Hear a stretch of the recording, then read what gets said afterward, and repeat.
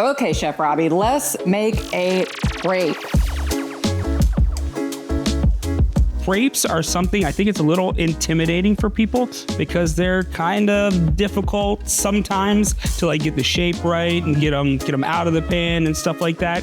This is gonna be a protein crepe, so we're gonna use our Formula 1 vanilla. We're gonna keep the crepe plain for this, so you can literally fill it or top it however you want, but the recipes don't get any more simple as far as ingredients are concerned. We have egg whites and protein powder. So can you start doing egg whites for me? I think we're gonna need probably 6 of them. Okay, so this is mainly a recipe of technique.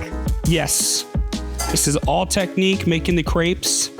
I just want you to look at Jenna's amazing egg separating technique. Wow. Thank you. If you don't want to do the side to side, you can. Well, you jinxed it. You just had to say something. So you can also, if you're not comfortable with the back and forth method, you can just put a strainer with fine holes on the top, crack it into the strainer, or you can just crack them in there whole, and it's kind of a neat trick. If you take like a squeeze bottle, like you would put like ketchup in, or a water bottle, and you squeeze all the air out of it and then just let it go, you can suck the yolks up out of the bowl once they're out. Maybe that's another little short episode we can do. So now we're gonna add in our protein powder. We're using Formula 1 here. For certain recipes, Formula 1 is gonna be great. Other recipes, level 1 is gonna be great. In this case, the crepe batter needs to stay thin. So because of the formulation on Formula 1, it tends, and you use this in your creamsicle I use it drink. in everything. Yes, it's a very thin protein. It's an isolate, so it's gonna be perfect in this recipe. Let's go half scoop. Let's see where we're at from a consistency standpoint. I'll do the whisking this time. Okay. Let's go in with some more, probably another full scoop, I would say. It smells great, even though it almost smells like a meringue if you're making like dessert. That's right. And it is gonna start out just a little bit lumpy, and you're gonna have to kind of whisk the lumps out of it. Unlike pancakes, which a few lumps are like okay. Right. You wanna make sure that this is pretty much as smooth as it can be when it comes to incorporating that protein powder. We're gonna go a little bit more. Yeah, there we go. You want to add a little at the time. You don't want to go in heavy-handed and make it too thick. And it is one of those things, we have it out here, so if you do make it a little too thick, and you'll see, you kind of want this to run in the pan so you can move it around and make it really like a crepe. But if you do make it a little on the thick side, you can take some of our protein fortified milk and you can just thin a little bit there, but that's going to add some protein to it. It is pretty, I mean, this is about as protein heavy as it gets. Pure protein, literally, a bowl of protein. So we're gonna go ahead and we're gonna go on medium-low heat again. We're gonna go ahead and spray a little bit. Now this is gonna make a lot of crepes, right? Because it's so thin. Yes, so this will make quite a few crepes. So if you wanted to make it not for a crowd and you just wanted to make 1 or 2, you certainly could just start with 1 egg white, add a little bit of protein powder. It's gonna get you that protein crepe, but I think, you know, for me on my journey, I definitely have a sweet tooth. So this is one of those things that has been kind of difficult for me to find sweet things that aren't just loaded in carbohydrates. So this is a beautiful alternative of giving me that sweet tasting thing without it really being like so high in carbohydrates. Yep. And that looks good. I mean, it's even like, it's like smoothing out as it sits. So traditionally with crepes, you make them, there's a little bit of melted butter in them. Yes. Then you would go in the fridge, let them rest for a little bit. With these, you don't have to do that though.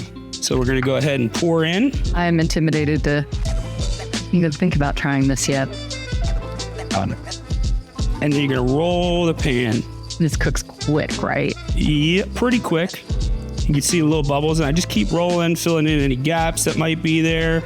And crepes are one thing that, like, they do cook quick. Right. So I go onto the flame, off the flame, on the flame, off the flame. Preheated pan too. You need to make sure it's good and hot.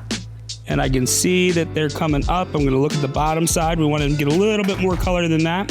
So like I said, on the flame a little bit. You see little bubbles, just like a pancake. It's a thin pancake in all reality. Okay, so you can see that it's coming apart beautifully. Give it a flip. Oh, wow. It crisps up almost like there is sugar in that, kind of getting that crystallization, it does, yes. But it's not there. And on the bottom side, it's pretty much all the way cooked. So you just have to like kind of crisp it up, get a little bit of color on the bottom side there. And then since So most crepes we'll see on this guy. Yep. To me, the first side is the presentation side. So what I'll do is I'll actually so we'll go ahead and flip that out. And then to make it crepey, we'll go with a little double fold there. So go ahead, I'll spray the pan for you and you can give one a shot. Let's see. You tell me when. That's good. Going. Okay. Did I shake it? I don't remember. I'm panicking. I think it wasn't enough. Okay, we got a little glue here. I need to, okay. There you go. Did you shake it? No, you didn't shake it. I did not shake it. It was all in your wrist. Yep, it's all in the wrist. I start to panic sometimes, y'all. And then back on. Yep, I think you're good though. You see the way this is curling? Yeah. So if we can put that in the camera a little bit. So if you see the curl at the edge here, it's starting to pull away from the edge. That's really how I gauge the fact that they're done. Do a flip-de-flip. There we go. Beautiful. That is beautiful. If I can do it, anybody can do it. Absolutely. You can do it. You're getting pretty good though. Those knife skills are sharp now. Those are good. No pun intended. Yep. But I did sharpen our knives. You should go back and look at the knife sharpening or knife skills episode in season 1 and then just watch Jenna's knife skills now. Just a little bit of practice. Really, really getting good. So if you don't want to do the flippy-flip, you can flip it with the spatula again. I think I can flip it. Oh, nailed it. Made me look bad. Fantastic. We're going to do a flip. Oh, look at that. And we should do one more.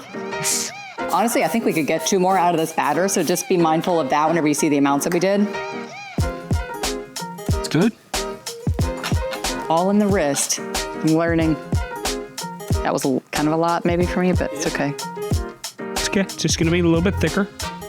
Now, a lot of times you'll fill these. Yes. So you can fill them, and the way that you would do that is once you flip it back over the second time, you could take your hazelnut spread or peanut butter or even just a couple of chocolate chips. Okay. And you could put them in there, and when you fold it, that kind of warms it up and spreads it itself. So you could do fruit as well. Sometimes people do like mascarpone cheese. If you're a cottage cheese lover, which I know you are, I am. You could do a little bit, and you usually do the savory side. I do. Yep. I grew up eating it with salt and pepper at my grandma's house. You could do this same recipe really with egg whites and gluten-free flour, and you're going to get the same texture but stay savory. Then you can go savory with the filling. Yeah. Oh, yeah. That's right. It's not going to have the protein, but it will. That was a psych. False start. Psych. What's happening? Are you seeing that? Something's holding it down in the middle. It's called thickness. Oh, wow. That's a pretty color, though. Yep. So we'll go ahead and shut that off. You don't need any extra temperature for that.